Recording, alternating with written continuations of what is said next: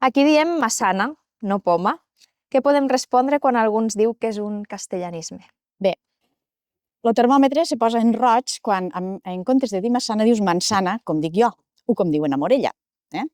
En català tenim tres formes, tres sinònims, i quan diem territorials, perquè això depèn dels llocs, diem que són geosinònims.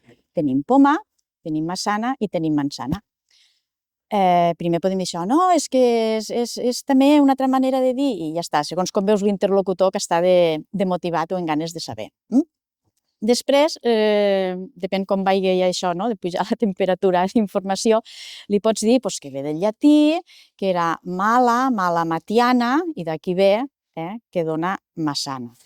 I de vegades, depèn dels parlars, hi ha la tendència en català a posar una N. Per exemple, diem llangostí.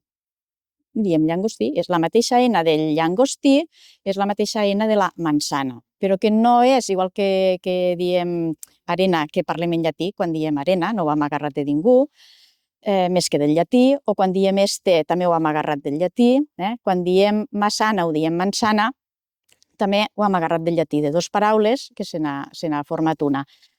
Esta matiana potser ens pot sonar de dir, ui, això diràs que em sona a Macià.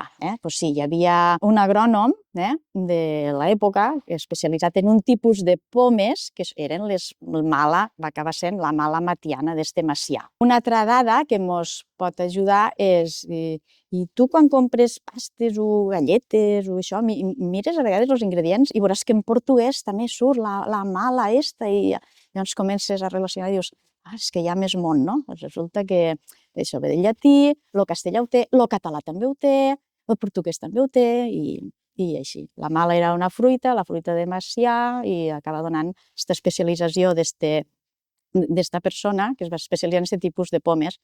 Dona, dins de dos romàniques, dona este nom, massana o manzana. En ser trencada, per això en ser trencada, perquè a vegades hi ha coses així originals.